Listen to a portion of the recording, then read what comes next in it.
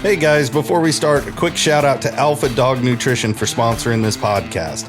Alpha Dog products are now available at dusupply.com, and you can use code ALPHADOG15 at checkout for 15% off and a credit for free shipping to try it yourself.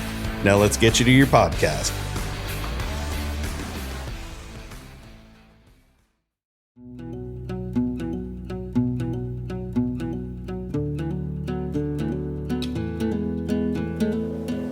Kolby, good morning. Good morning. Good night for you. It's a good afternoon here. Thanks for jumping on. We were talking this morning and I was like, I got to start working now that Jason's Yeah. quit me. Yeah. He's out there in the bush. I don't think he is yet. I'm guessing they're still snowed out of that bear camp. Yeah. I talked to him 2 days ago. He was saying that they were coming in to start clearing the rest of it, that they had gotten half of it out themselves, like cutting trees up and stuff, but that there was, I think he was saying that it was BLM was going to come in and do some clearing of the roads. Oh, yeah? Yeah. I talked to him at OUSDA for a little bit, but I didn't get a lot of time to spend with him. I was busy. Yeah, you've been on the road quite a bit here as of late. A lot of shows and stuff, a lot of traveling. Yeah, more than normal. It's like my busy travel time. I had some business meetings and then I went to I don't know if it's Western Wildlife Association or whatever. It's basically a bunch of different groups of wildlife agencies that get together and they have this mountain lion, I think they call it a workshop or something. And so every 3 years they have they gather and everybody, you can present different studies and stuff that you've done and what your state is doing. And so a couple of us wanted to go to that and attend that. How'd that go? It was good. It was, we weren't sure what we were going to be getting into. It was basically we were just like, you know what, we need to get out in front of people. And, my goal, our goal is to get hounds represented in the science. You know what I mean? So like, we all know that you just can't do mountain lion science without hounds. And so we've got to be a little bit more proactive, I think, in assuming that role as the experts or whatever. And so we weren't sure what we were getting into, but we signed on as a exhibiting sponsor, so we have a little table there, and we had some pictures of hounds and cougars and stuff like that, and basically just ooh ah. And I was really impressed with the reception. So you got to imagine this is a room full of professionals, whether it's biologists, with state associations. There was quite a few game wardens, that would attend. You had study, Panthera, who does a lot of cougar research and a cougar study. You had students that were doing their masters and doctor degrees and master degrees. There was a couple gals there that were, I don't know, masters and doctors. I don't know which one's which, but way more schooling than I wanted to do. You know what I mean? Like, I don't know what year they're on, but they just like school. But I guess I'd like school too if I was studying cougars, mountain lions. Yeah, it'd probably keep me in school a little bit longer. But yeah. So like and then of course you had some advocacy groups like Mountain Lion Foundation was there. So it was just a big room, and it was a lot of professionals, networking professionals and stuff like that. So we might have had, I think there was like 14 or 15 houndsmen, and some of them were there not from us or anything like that, but they were just there from their studies. Some, I think there was a guy or two from California. There was a guy from Oklahoma, working on the Florida panther studies or cougar studies or whatever you want to call it. Yeah. So it was good. It was the one thing I was really that that I reflected out of the best was we are actually, I think, raising our image inside of the professional world, what our perception in that room was 15 years ago or 20 years ago or even 10 years ago. You know what I mean? Like, I can only estimate and guess, you know what I mean? And I've seen some things, and, I've seen hounds. So houndsmen have all, I would say that there are always these biologists who do recognize hounds in their houndsmen, which I call their houndsmen. So like I know in Oregon, whenever they do a study, they'll say, hey, thank you, Ted Craddock, or whoever is the houndsman working on the study with them. And so that's always been kind of there. But it was very obvious that people were happy that houndsmen were in the room. Like I can tell you, that's great. We were well received, very well received. They were almost, I don't want to say excited, but they were excited that we were engaging in this discussion about mountain lions and the conservation efforts and, I want to say protection, because you get into different language that means different things to different people, but conservation is probably the safest word to say, hey, we want to be a part of the equation in lion conservation. So yeah, I mean, you definitely have to have a seat at the table too, just to get I think that's the thing that's coming to the light that I would say that probably 15 years ago wouldn't be as much of a reality, is that these things are something that, can be lost. And the people that, I think that looking at houndsmen, you're starting to see, or at least people outside of that have been outside that tradition are starting to see just how knowledgeable they are, and just the kind of woodsmen they are as well. Yeah. Like I think some of the best woodsmen and best hunters that I've come across have been houndsmen. There's just so many things that they have to be perceptive of and be aware of, and I think it's cool too that whenever somebody's out hound hunting, it's like you'll tree something and your hunt's not over. It's not like everything just like drops and you're just worried about packing something out now. And I don't know. I think it's cool that they're being received that way, and it seems like it's an easy step for biologists and people that would have exposure to houndsmen to be really excited that they're there and take a lot of have a lot of takeaways from them. I wonder how that translates into whenever you have some sort of legislation being passed, or like, these, meetings of the Fish and Game or the, conservation heads of different states. I think absolutely. I think that is a big thing of just having, and just knowing the names of the people to connect with, you know what I mean? So like sometimes just learning who's in the room, you know what I mean? And knowing, and I'll talk about something else too. And even in the Mountain Lion Foundation, the discussions that they wanted to talk to us, you know what I mean? Like, so we had a panel at one point during this forum, right? This workshop. And so they asked if we could get a couple of houndsmen together, and we had houndsmen, and we had so Bart George, me, Greg Jones, I can't think of the other houndsman's name. He was out of Oklahoma. He was really good spoken. And then we asked a biologist, and I'm blanking on her name too. I was actually trying to look it up. But she had a little video that she did on a podcast a while ago where she was talking about the houndsmen, and just kind of like what you were saying, like the expert of the houndsmen and the expertise that they bring to the table, what they knew. Give me 1 second here. I will tell you who. Oh my gosh. And now I can't even think of her. I'm trying to look at my text messages during the show, but anyways, I cannot think of her name. But she's a biologist. She's in California now, but she was working out of Utah.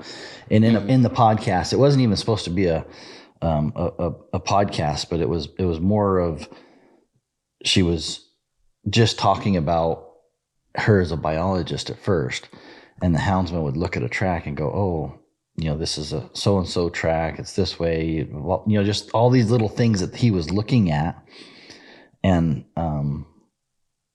able to kind of determine what kind of lion they were looking at, right?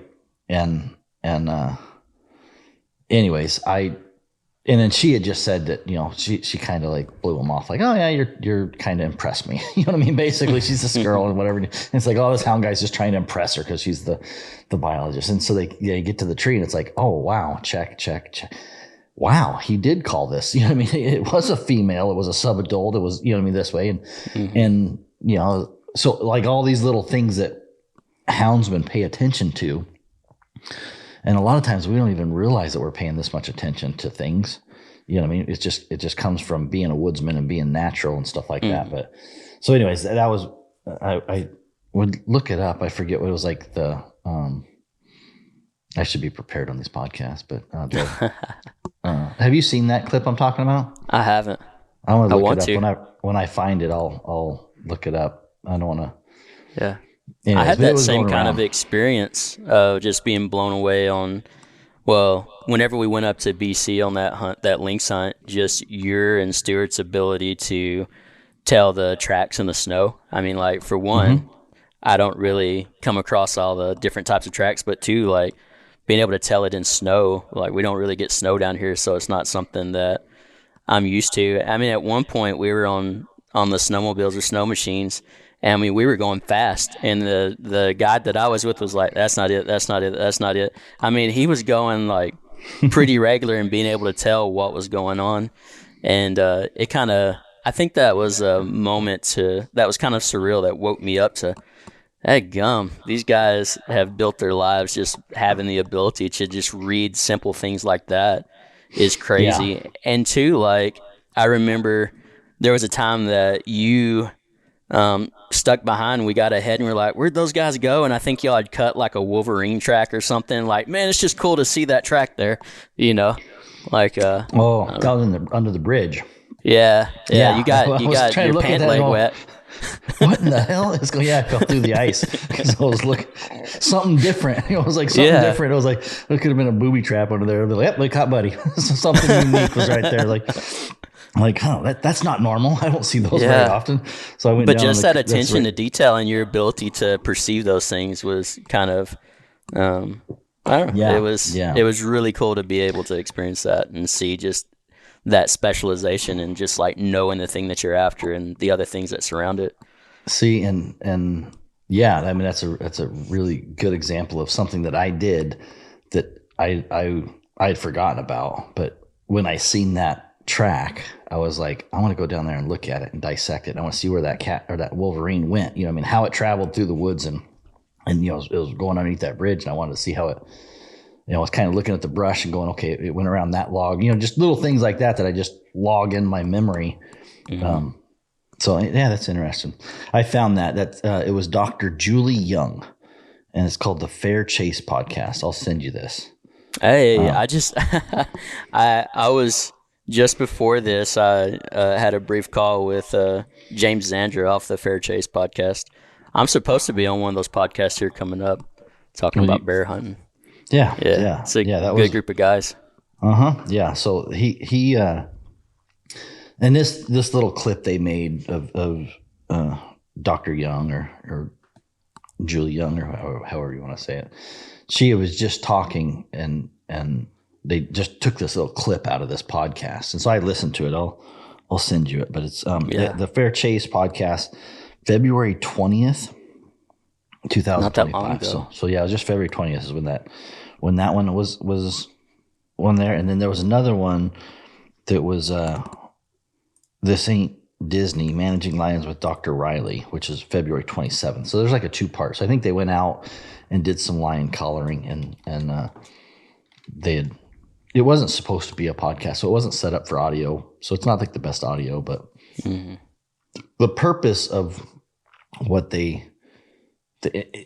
just the context of what that was from a biologist, I just, it resonated with me. And that's when we were talking with Bart, and I was like, hey, she was on the panel, basically going like, she doesn't own dogs, but the whole panel was about working with dogs on lion studies. And, and so it was good. I at least got some positive feedback from I felt like I talked too much on it sometimes, but the point for me was, and I had one gal, in the audience, she pretty much was like, well, and I'm trying to paraphrase what she said, but she was definitely not supportive of hounds in the room. And her question was basically like, hey, like, you guys seem like all good people, but what about the bad apples? Or, like, we hear all about all these bad things that happen to dogs, with dogs and stuff. And and so I'd taken that question, because it is a valid question, right? So as we're raising our image, we do have, people who, use dogs inappropriately or whatever for you get in these words like poaching or whatever like that. And it's very difficult. But what I basically said was, I said, here's the deal, man. A houndsman, there's two ways of using the dogs. And I heard this isn't my words. This is years ago on Big Game Houndsman, but there's two kind of primary motivations for using dogs, right? One is you're using the dog to get closer to the animal, right? So you can study it, so you can kill it, so you can, take pictures of it, whatever it is, but you want to be closer to the animal that you're pursuing. So whether it's bear or cougar or bobcat lynx, whatever it is, you're using the dog to get closer to the bear or the cougar or the bobcat. And I'm in a room full of scientists, and I said, most of you guys are in that group. You're using our dogs to get closer to the animal. And so there's people that do that for good. But I said, there's also people that can do that for bad. Like if they want to poach and kill a bunch of animals, you can use a dog and poach and kill a bunch of animals. Like they're a pretty efficient tool that can be used, just like any other tool in your toolbox. I said, but a true houndsman is using, so the other motivation for dogs would be to get closer to your dog, right? So I use the dogs to get closer to my dogs. Now, I like seeing cougars in trees. That's pretty. Who doesn't like walking up to a tree? You know what I mean? Like when you see that lynx or whatever it is, that's a pretty cool moment, right? Yeah. And my guess is Kolby, when you were walking into that tree, your eyes were up in the tree. You were looking at the cat, right? I don't know. I had a pretty tight connection with the pack. It was day 4. when we walked into that cat, most of the time I'm looking at where my pups are, whatever. I'm like, there's a cat, and I'm watching what that puppy's doing. I'm watching what this dog's doing. I'm like, oh, that pup's starting to tree a little bit. I'm keeping my eye on the cat. But most people, especially when they first walk to a tree, their eyes are glued on that tree. Like they are. Yeah. You can't take them. Their eyes are so focused on the cat or whatever it is in the tree that it's like, oh, wow. Yeah. And when you look at the hound guy, they're over there petting their dog, and like they're tending to the dog or whatever and watching that pup and petting your puppy or whatever. And so it's just two different clear motivations. And I told the room, I said, here's the deal. Like, it doesn't mean that you're bad because you want to use the dogs to get closer there, but a true houndsman, we're here for the dogs. You know what I mean? Like, so you just got to be cautious. And I said, things can get abused. You know what I mean? Everything in the world can be abused. And we just have to make sure that we limit people that abuse dogs. I don't want to say abuse dogs, like whatever, but use dogs to damage wildlife populations. You know what I mean? Like if they're doing whatever. So that was one of that was probably the toughest question in the room. And it seemed, and I had a lot of people, we had a lot of people that definitely supported the hounds and was like, every group has their own miscreants. Yeah, exactly. And so they were, I felt, I don't want to say protected out of the room, but I think that person, the big takeaway from that was that hound person in the room who had a clear agenda and was trying to bring that agenda out inside that room. Everybody in the room knew her motivation. That was the eye-opening thing to her, was everybody knew her motivation.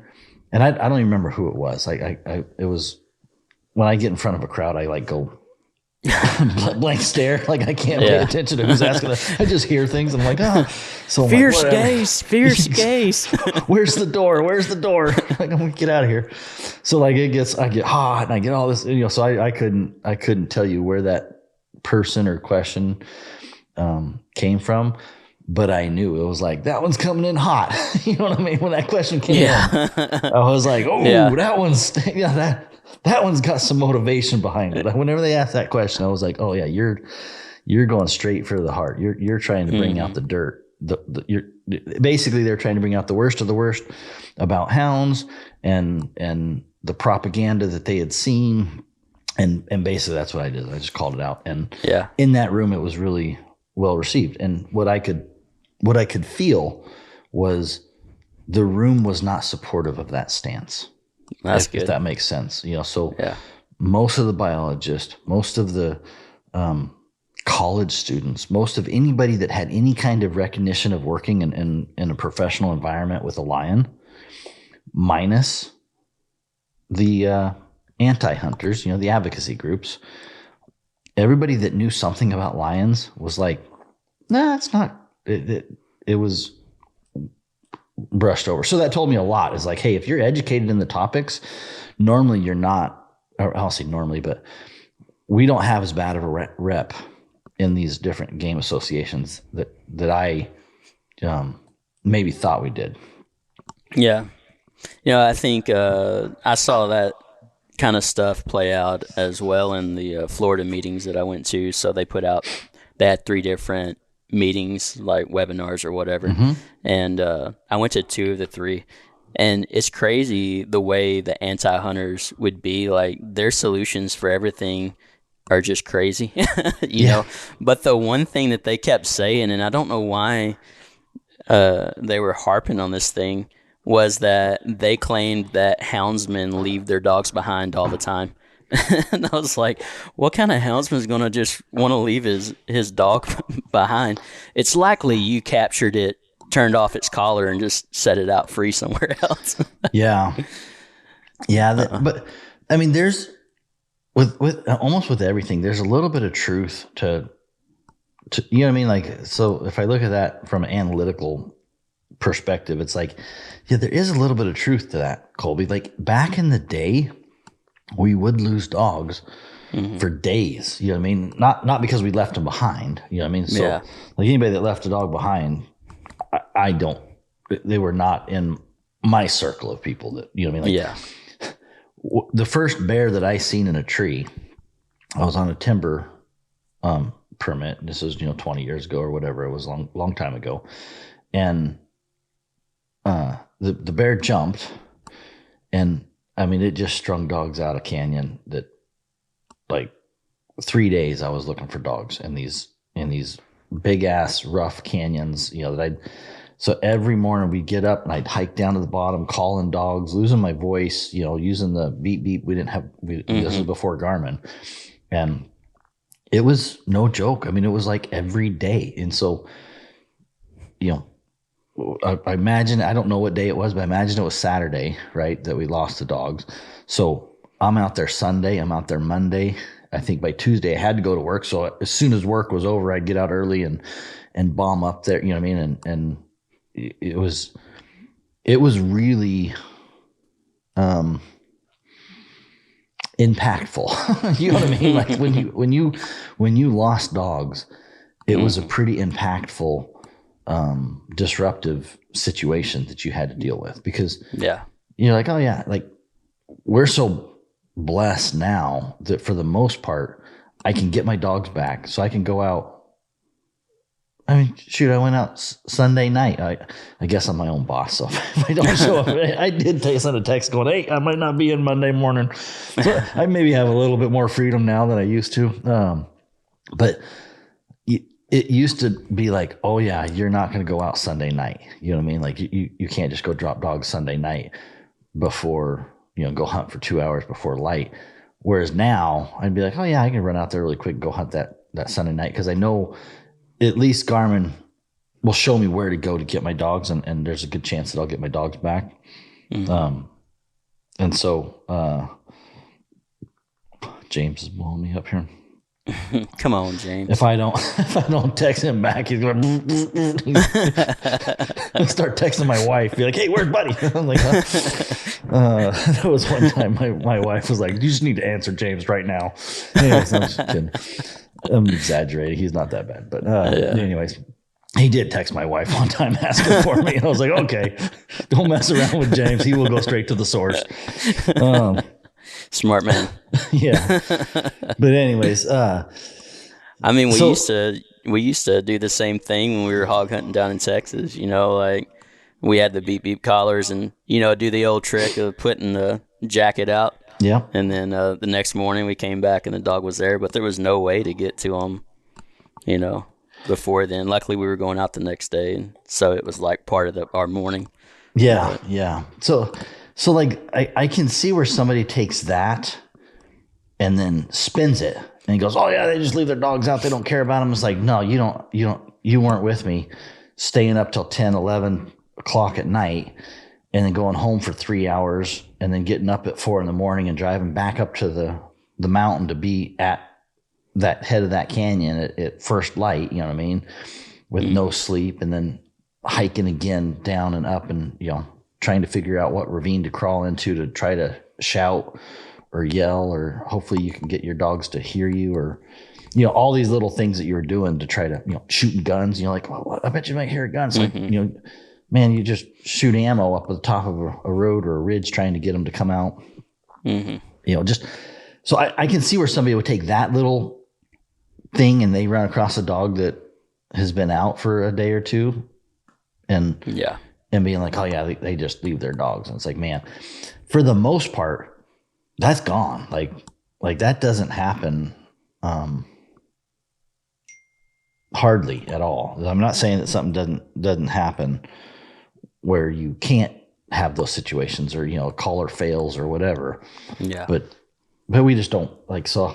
I'm kind of when I hear that, I'm like, yeah, it brings back bad memories. Like, yeah, there was a time, but it wasn't like we left them. You know what I mean? Like, yeah, they spin it so that it's like, oh yeah, you left the dog out. And it's like, no, like shit happens. Yeah. No. So, anyways, but so to wrap it up with that, that mountain lion workshop was my goal was to, I don't want to say humanize, because humanize is not the right word for dogs, and people will use that and say, oh, Buddy's trying to make, because the dogs aren't human. Yeah. But they are becoming more and more of our pets, if you know what I mean. So like there is an old school and a new school version of the houndsman, and so sometimes we really need to let those new school houndsmen who are bringing their dogs in their trucks and doing different things, having a hound that is a little more like, I'll have to say, mine are sleeping in my house. You know what I mean? Like they're indoors and they got a pretty nice little kennel set up, and and one sleeps with my daughter. She sometimes she's got all freaking 5 hounds in her bed.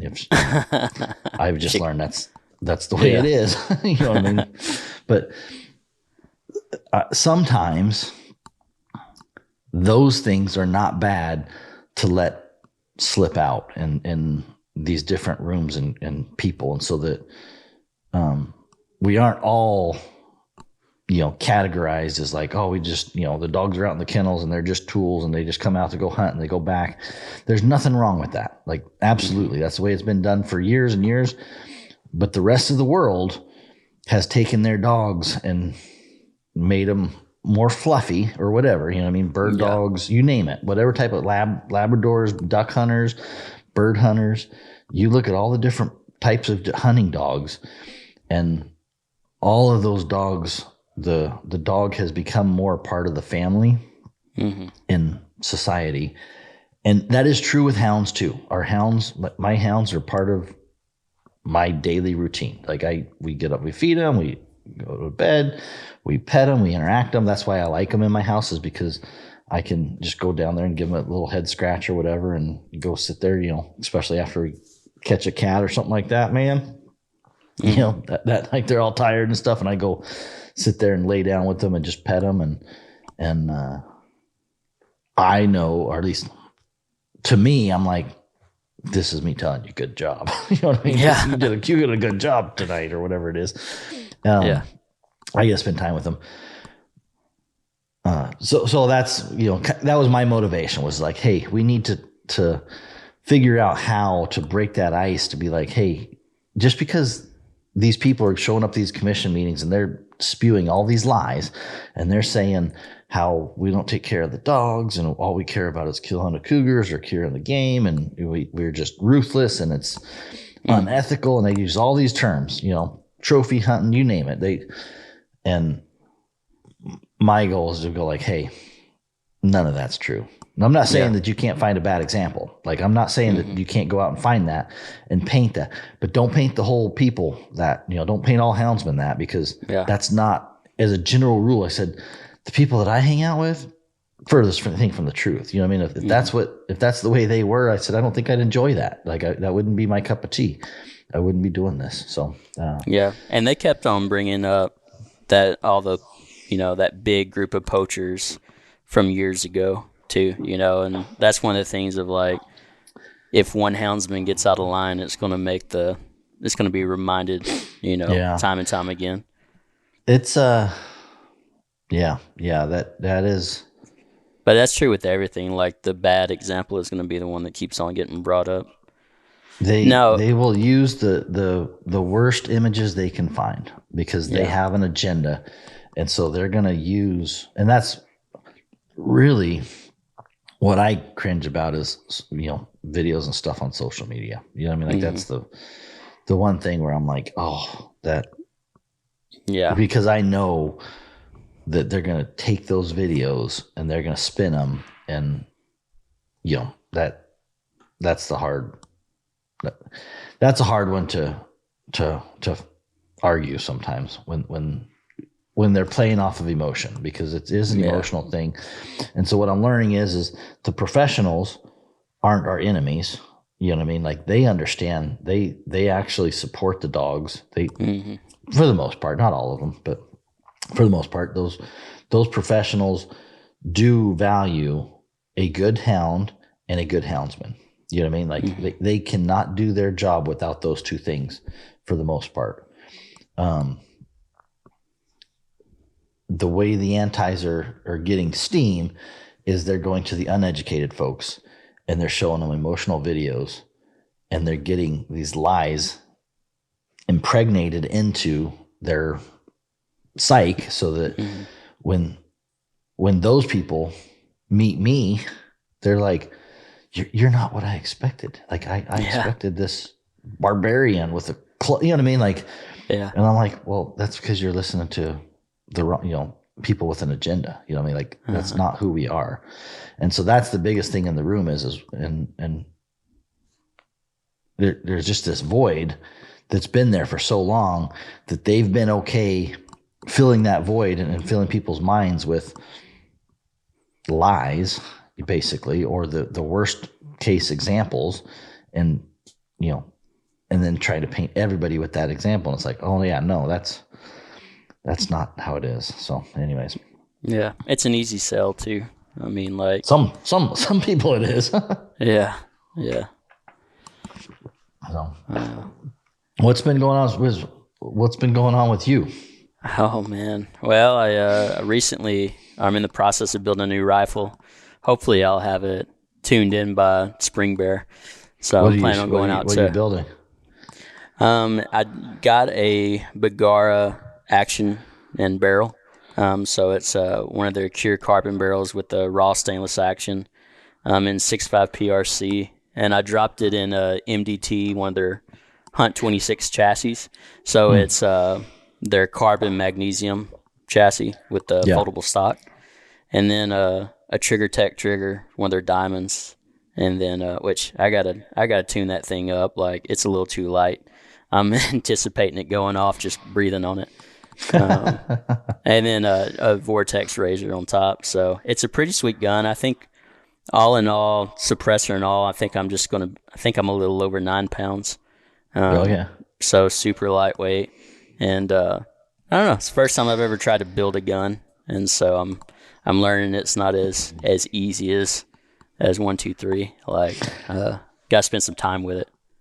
Yeah, I haven't built one. James has built. I don't say built, but assembled. He built. He built our PRCs. Me and Bradley have 7 PRCs that. I pretty much like 2 years ago told my wife. I said I want a new hunting rifle. Mostly because I've for 20 years I've hunted with the 300 Remington Ultramag, and it's like an abusive girlfriend, like highly abusive girlfriend. You know what I mean? Yeah. Like, you keep going back even though she beats you every time you like but after the beating there's just something really good at the end of it, because you're like, oh, it's dead, I got it. You know, like it just flat knocks you out, but then you get over there and you get this really big high because you're like, oh, look at that, look what I killed. So it's like it's just this loop that goes back and up and down. Anyways, so I told my wife, I said I want to get a lighter gun because it was so heavy and more accurate. And anyways, that led to another gun that James had a good deal on a 25 Creedmoor. And so we put that together, and he got that all dialed in, and me and Bradley are going to do a couple of those NRL shoots this year. Man, those are growing. I keep hearing more and more people shooting those. Yeah, I haven't done it yet, but we're signed up for 3 of them, and then a local match. Basically, James going to try to show me the ropes or whatever on that local match, and then we're going to jump into the NRL matches. And I have no doubt, I have zero doubts that I'm just going to get smoked. Like, Bradley's going to beat you for sure. Oh yeah, I'm sure, because he's in youth, and so he can have a mentor. And so James is gonna probably mentor him. So he's gonna be like shooting, and then I'm gonna be left out for the weeds. I have no doubts that you're gonna be left for the wolves too. Yeah. You can sign up on those. You can sign up for skills. You know, so if I signed up for skills, I don't think you gotta walk the prize table or whatever. You know what I mean? Like there's rules, but then you can have somebody that can help you, and you can talk and all that. And I'm like, nope, we're going to the deep end. Like, we're gonna do this. Yeah. Now, what kind of skills do you know? What the NRL skills are? I'm probably not the best person to ask, but I've read a little bit. And again, I'm like, in my head, I'm like, what do I practice or whatever? So basically it's like finding the targets. You see, I don't think you can do your dope ahead of time. So you'll as I understand it, and it'd be a good podcast after the first one where I'm like, yep, that was wrong. Yeah. That was wrong. I'll tell you everything is wrong. Like, but you use your Kestrel, which is this box that measures wind and ballistics and all that. And so you kind of figure out what your dope is, what your adjustments that you would make in your scope for different distances. So like 200 yards, 250, 3, whatever it is. And so then you get on the stage. So you don't know where your targets are, and you have 4 minutes. So you pretty much have to go, okay, like 4 minutes, you got to glass them, range the targets. So I think there's like 4 targets out there. They'll be, there's 4, I don't know, antelope, shoot them left to right. And so you got 4 minutes. You got to go try and find these steel targets, range them, remember what your dope is, so it's like, okay, there's one at 400 yards. So you want to be 2 point something mils or whatever it is you calculate that your bullet drop is for that time. And then you try to shoot them. And if you hit them the first time, you get 2 points, and you hit them you get two tries. I think the first shot's worth 2 points and the second shot's worth 1 point. Yeah. And then after that, and so that's it. And it sounds it's interesting. The first time I did a mock-up with James over at his house, he's like, okay, shoot 2 shots at this target over here and then move over there and shoot 2 shots there. And I shot all 4 shots from the same spot. And I'm like, oh yeah. He goes, what about moving? I'm like, oh, because there's something about that clock, that time, that just adds this incredible pressure that it's all simulation. So it's not hunting. You know what I mean? By no means is it like hunting, but it does add this sense of pressure to your situation that is active in hunting. You know what I mean? So when you see a deer and it's walking, you're like, oh crap. You know what I mean? I got to get it before it gets to that tree line or whatever it is. You know what I mean? Yeah. You don't have all the time in the world. Sometimes you do. You're just sitting out feeding or whatever. But there is that value of, okay. And just talking like James or whatever, he's like, yeah, you sometimes you only find 2 targets and you got to just decide, all right, 2 targets is better than no targets. You know what I mean? It's like guys will waste their full 4 minutes looking for 4 targets and then be like, yep, time. And then you don't get to shoot 1. So it's like, you got to calculate and figure out, is it, I can find this target, you know, like, but I can't find the other targets. And so it's like, well, time to engage, you know what I mean? And so, I don't know, like, it'll be interesting. So are you inside of these stages? Do you know if you are you shooting prone or off a tripod or? I don't know. I think they just have, I think, and again, this is totally new to me, but I think they have a little flag there. You shoot off there. So there might be a log you can bench off of. There might be prone. You might, you know what I mean? Like, I don't know. They probably make these different. It's supposed to be like mimicking hunting. So like, if you're walking somewhere, it's like, there's where you see it. You know what I mean? Like, boom, you spot them right there. You have that environment to shoot from. However you do that is up to you, you know, and what you do. So I don't know. Like I said, I'm excited. Our first shoot, I think it's in 2 weeks that we'll do. That's cool. And then, you have to tell me how it goes.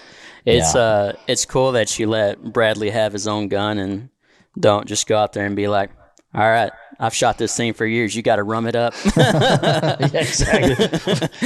You got to shoot the whole NRL match with this Ultra Mag. 300 rum. The whole world, the whole NRL. Like, you see that kid shooting that rum?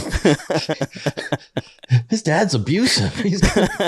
Boy, you need to have an abusive girl, abusive gun, abusive everything. Life lessons, man. Yeah. Well, what you been up to? What's new? That's that's the NRL stuff. Been the new thing is trying to get guns ready. So I had a 6.5 Bergara Creedmoor that I bought a couple of years ago just because I had a bunch of Cabela's points, and so I was like, I wanted to shoot, you know, something that was just fun to shoot, but not, you know. Stuart always tells me I got to give him my man card and, you know, shooting the Creedmoors or whatever. I'm like, but I was like, oh, I never had one, so I had that gun. That's what we dropped in a chassis for Brad, so he's shooting that 6.5 Creedmoor, and then learning to break it in, you know, because James built the 7 PRCs. My hunting guns James built, and then he had that 25 Creedmoor that he pretty much built that thing too, and did all the load development. He did all the shooting out of it. You know, he talked me through it. He told me what he was doing, but he did it. And then after that, I was like, dude, so now I'm at that itch where I'm like, I kind of want to do it myself. You know what I mean? I want to build a gun. So I did the 6.5 Bergara. I had me and Bradley shoot that out. So we would shoot the barrel until it stopped speeding up, because again, I am new, so don't, like, anybody's listening, don't, like, go learn yourself. Don't look at me and be like, oh yeah, well, Buddy said. I'm just telling you, I'm just parroting what I've heard. But getting the chronographs, these new Garmin chronographs, you shoot on a new gun, and for years, I've just grabbed a gun off the shelf, buy a box of rounds, and go hunt. Like, that's it. You know, like, oh yeah, shoots one high and two, touching or whatever it was. That's been my MO for that 300 rumbas. One would be about 1.5 inches, 2 inches high, and then two would be right there tight near the bullseye. And I was like, that's good enough. You know what I mean? Like, yeah. I had a 2-inch group, and I was like, yep, that's dead. But now, watching and seeing some of these other guys that are just like stacking hole inside hole inside hole. I mean, you look at some of these patterns, and they're 5 shots in a 1/2 inch or 1/4 inch, or the same hole. And as I understand how they're getting that is you got to break the gun in, and then you got to find the right load for that gun and the barrel. And so we were doing that the last, I want to say, couple months with Brad's, that 6.5 Bergara, where we would shoot it, and then we'd build a load. And so we built what they call a ladder load. And so we'd build, 38 point something grains, and every 2 grains we'd have 38.6 grains, 38.8 grains. So we do 10 rounds of 38.6 grains, and then 10 rounds of 38.8 grains, and 39 grains, and then 39.2 grains. So that every 10 rounds it had a different amount of powder in it. Mm-hmm. And so after we shot the barrel enough that we watched the speed, go, we would do that and change and figure out what load that we would use for it and stuff. So it's just been a big learning curve for me. Anyways, I totally baffled all that up. It's confusing enough not listening to me. I can tell you that right now. Did you try any different bullets, or did you know which one you wanted to start with? No, just we started with the 137 ELDXs, or no, not X's, ELDMs. Hornady ELDMs. Yeah. Match grade for that 6.5. Just so on the hunting rifles, what James did is he tried a bunch of different ones. You know what I mean? Yeah. So he's tried a bunch, but on the 6.5 Creedmoor, there's so much data out there that he pretty much lined me out in a space that was like, hey, this is a pretty easy path. You know what I mean? Like, mm-hmm. Like he's like, you'll find your nodes, you'll find your spots where essentially all the powder kind of, all what you call it a ladder. So different powder loads, you'll find this little section where the bullet keeps the same speed through, half of a grain of powder or whatever it is, so that no matter in our situation, it's 41 grains, right? We found this 41 grains. So 39.8 and 41.1 or 41.2 and 41 all shoot roughly about the same speed. So it's like, it doesn't really matter if my reloader charge, kicks out an extra grain or two. It's not really a big deal. I don't have to be like so precise. It's like, oh, if I get one extra, 0.1 grains of powder, it's not like it's shooting any faster. It's still shooting the same speed. Yeah. So that was kind of a learning curve for us to learn that. Yeah. It sounds like a lot of fun. I mean, it sounds like what I'm learning is like trying to start from scratch and put it all together. Like there's hiccups that you come across, but I mean, these are the things that I wanted to learn. Like I've always just gotten them off the shelf, or guns that my dad had already shot, and they just worked. And hunting where I do here in the South, we don't really have a lot of far shots that I'm going to be taking. Like I could use any rifle and just about any, round. And if I can hit it 100 yards or less, I'm pretty good to go. And, but traveling out west and seeing what those guys are doing, what you guys can do in the terrain, it just made it to where I wanted to push myself and just push myself to learn, because just pulling the gun out, shooting one round to make sure it's on, and then go killing a couple deer and putting it back in the gun safe, I'm not really learning much. And that's kind of one of the things I want to do, is just get out and learn more about, these things that I use regularly and the tools that I have. Yeah. That it's you're talking about like a houndsman being a woodsman, and that, I think that's true in some of the, I don't want to say Western, but I'm just going to say Western hunters, right? Guys that spend, elk hunters, deer hunters, guys that spend a lot of time hunting, and have grown up in the woods, whether it's with hounds or not, right? But I grew up in Colorado and doing a lot of shooting and stuff like that with 22s and shotguns and blah, blah, blah. Never long range, never long distance. And so, but I do teaching my kids to hunt. I do realize that I skipped a big portion of their fundamentals as far as like not shooting enough 22, not shooting enough, even probably air guns and BB guns and stuff that I shot as a kid. What I've learned and reflected is I take so many things naturally that I probably built up before I was 15 or 16, shooting little Red Ryder BB guns or 20, boxes and boxes of 22s that, I just built those habits or whatever that got me to be a proficient shooter quick. And when you're out hunting and stuff, it's like, oh, there's a deer. It's like, oh yeah. There's times where I'm like trying to get my boy to shoot a deer in the beginning. And I'm like, dude, what is your problem? Like, there's a deer right there. It's bedded down 140 yards. This is like they don't get any better than this. And he misses or, or whatever it is. I mean, there was just so many times I was just missing. And, I think we went through 3 deer before we killed one, you know what I mean? And even the one we did kill, we missed the first time, you know what I mean? We missed it at like 60 yards and we had to smoke it at 320 and he dropped it. I mean, just dropped it at 320, which I was like, thank goodness. Finally we can chalk that one down. I don't know. He's going to be tears up, but that I have to take responsibility for that. You know what I mean? Like that's not necessarily his fault. That's my fault for not instilling the fundamentals and the foundation in that shooting so that he was really comfortable. So it's probably more than anything why I'm really excited about doing this NRL shoot is because just preparing for these, like going over to James, getting this gun dialed, he would shoot 120 rounds, you know what I mean, out of that 6.5. And he'd shoot this gun and that gun, you know what I mean, just different guns.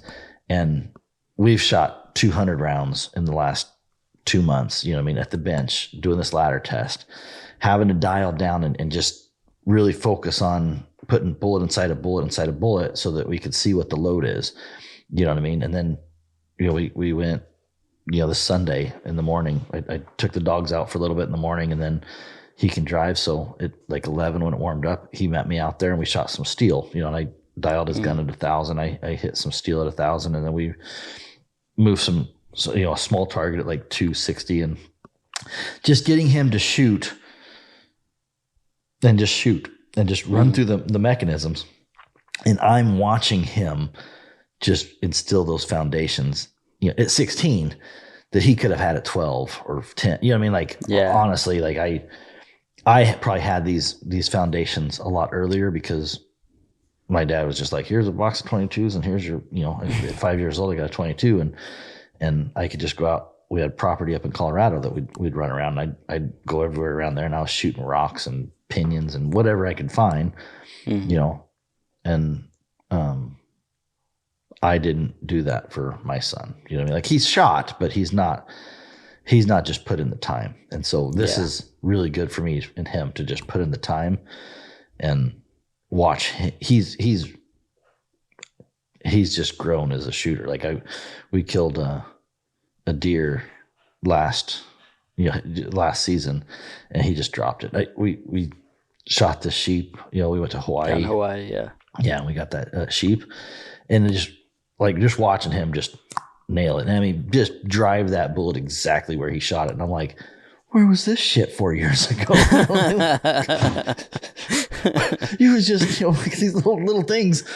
And again, like I pick on him, but that's my fault. So like that's the awesome part about it is watching him actually shoot now. And it's like, oh, he can actually, whatever it is, a couple hundred rounds of shooting makes a big difference. Yeah. So, I think I've got a lot of guns that I've hunted with over the years. I'm pretty sure I don't even have 100 rounds down my first rifle. I'm positive. I'm positive my rum is still not broken in. You know what I mean? Like, I cannot handle that gal anymore. I don't know if I'll ever shoot it again. But yeah, absolutely. Like I'm the just like you, Kolby.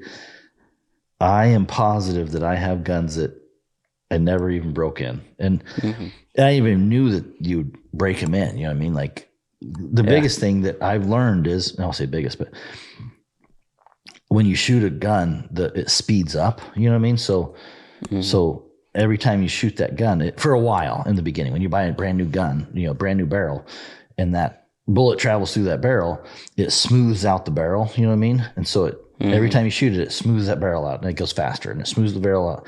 So it just keeps going faster and faster and faster, and those bullets go faster and faster and faster. So, and generally, between 120 and 180 rounds is what it takes. And then at some point, the bullet is just polished enough on the inside that it is what it is. That's the speed that bullet's going to go out. And so, it makes sense because, I'd be sighting in, and then my sights, would go higher and higher. You know what I mean? The bullet would come out faster. And so I'd get elevation. You got to dial it down. And you're like, man, why?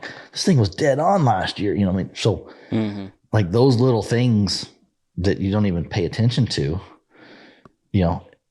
and with the new Garmin Chrono and stuff like that, you can actually see it where it's like after a while you start here, and I think the 6.5 Bergara sped up like 120 feet per second, 150 somewhere in there, but it's quite a bit. Yeah, if you do your dope, at 1,000 yards, I mean that's 12. I'm guessing, but 12 inches.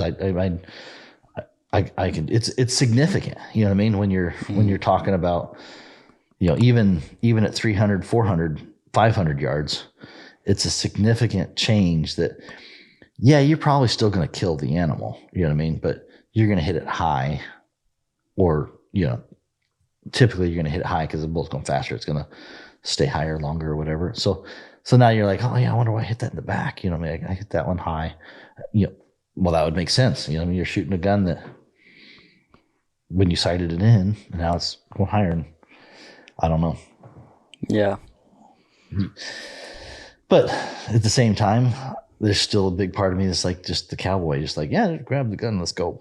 Yeah. It's funny. Like I'm building this, long gun, but I just got a 400 Legend in, just a break barrel, one of the CVA Scouts.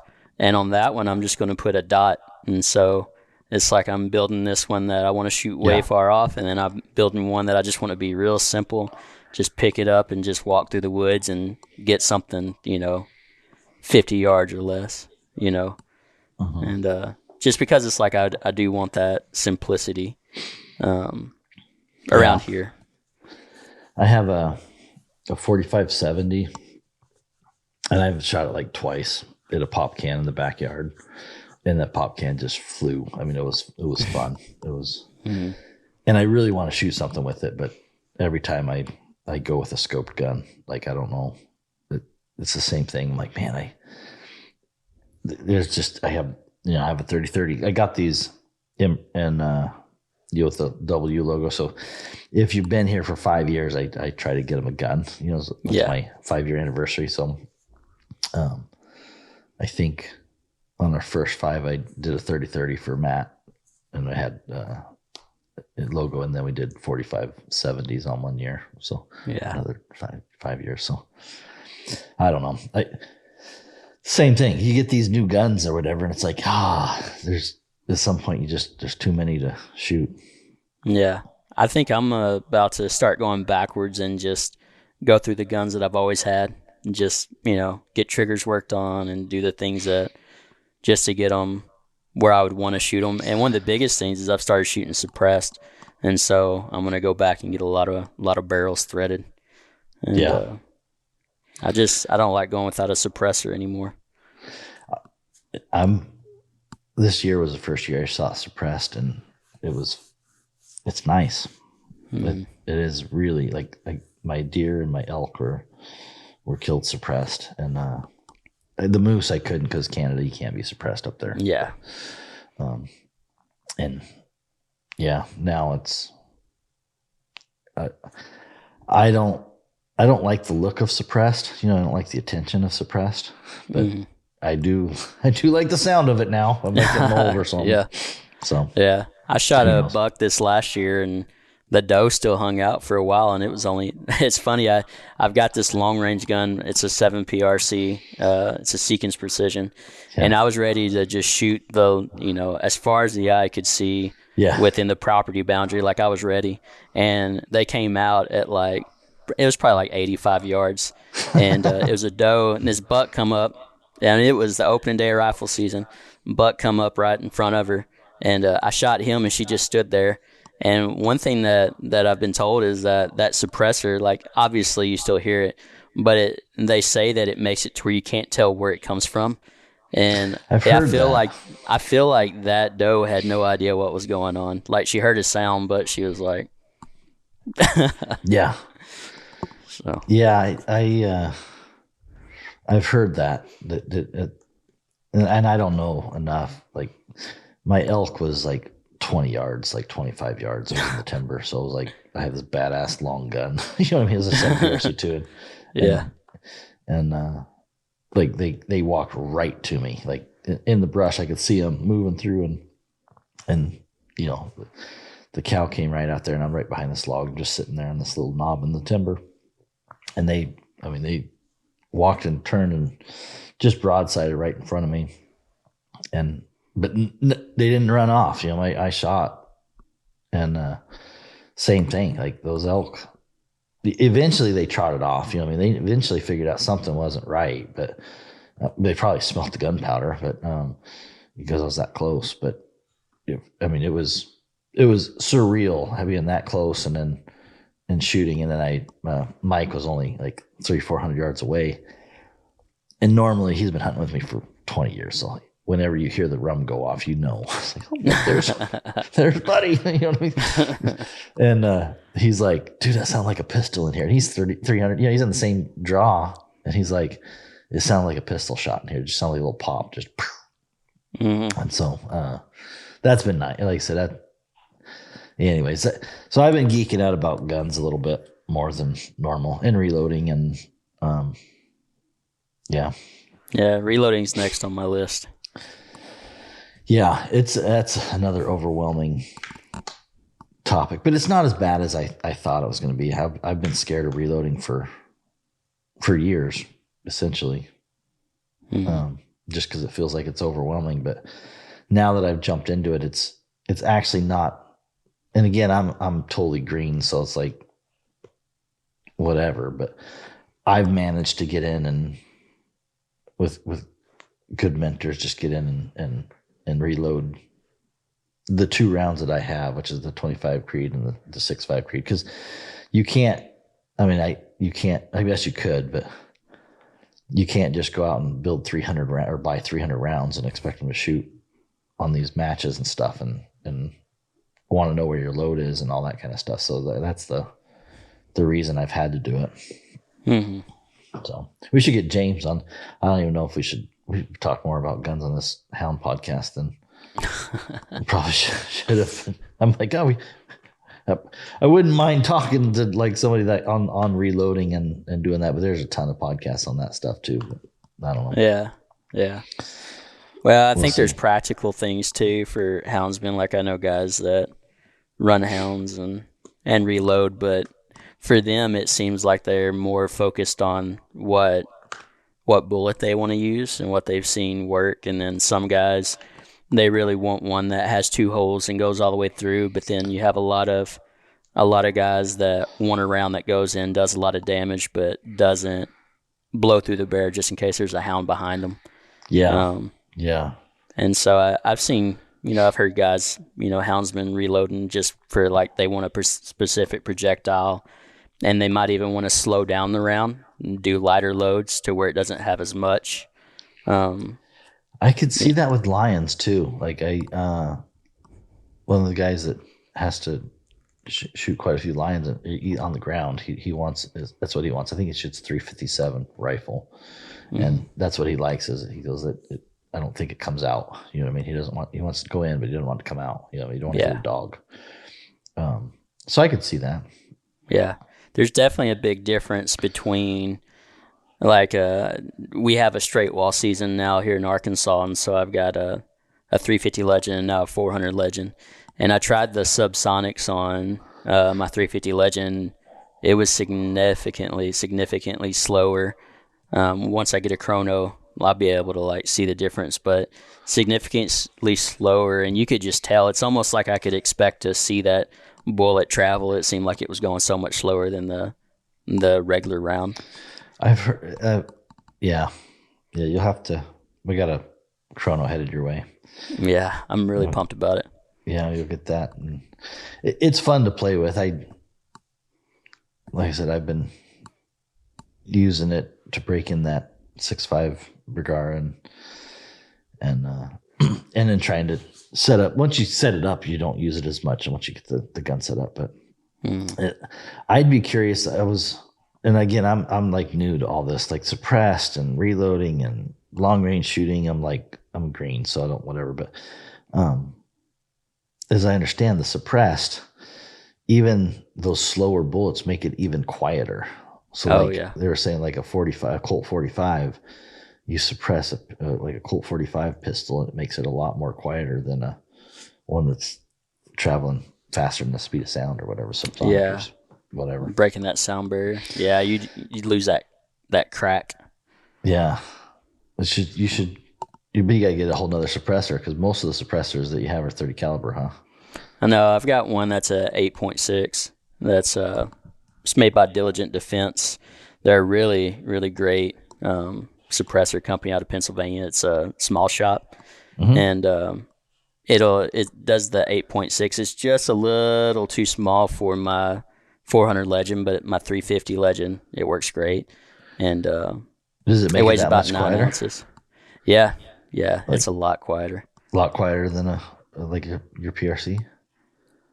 Well, the PRC is about the same. It may little. I mean, they're both breaking the sound barrier, just not by like the 350 is not as loud. It's not as like you don't get the same crack, but it's similar. I don't know. I just heard it makes me want to. I always just want to play. I'm like, okay, well, let's just try this, try that. So we'll see. But that suppressor will handle up to a 338 Lupua Magnum, one of the 338 LMs, as far as pressure goes. And so I got a buddy that has one of those, and I'm kind of curious, like how it handles that. Yeah. How loud it is. But that's cool. Well, I don't know. Half of it talking about. We talked about some mountain lion stuff in the beginning. Then we talked about guns. Yeah. We'll see. We'll watch the audience just drop off. Like, we don't care about guns. This is long range shooting stuff. Yeah. Well, thanks, Kolby, for there have been a couple changes with Jason leaving. One of them is I got to start working like podcast stuff. So thank you for jumping on, because I've been pleasure anytime. One of the things I need to start doing is I need to start trying to record a podcast weekly. So if you're listening to this and you want to jump in with me, now here's the deal. I like doing this during my work hour. You know what I mean? Like, I don't like doing this at night. So, and a lot of those people are like, oh, I got to work. I'm like, yeah, that's my problem. This is me working. So I want to do it during, 7:30 to 3 o'clock Pacific Standard Time is my best time to do it, because it's really hard for me to schedule it at 5. When I got to pick up my daughter from dance, or it's easier for me to tell the shop and be like, hey, I got to go record a podcast, and I still get paid for it. So I'm in a unique situation that when I want to do it. But anyways, I wouldn't mind some guests. I have to start, topics, guests, these types of things that people want to hear about on this podcast. I need to engage a little bit more. I need to kind of bring myself out and talk a little bit on these different things. And unfortunately, it is my name on the wall. So sometimes I dive into guns. We're just gonna talk about guns because that's just what I'm doing right now on the weekend. I am still getting dogs out, and I should probably tell more stories about that.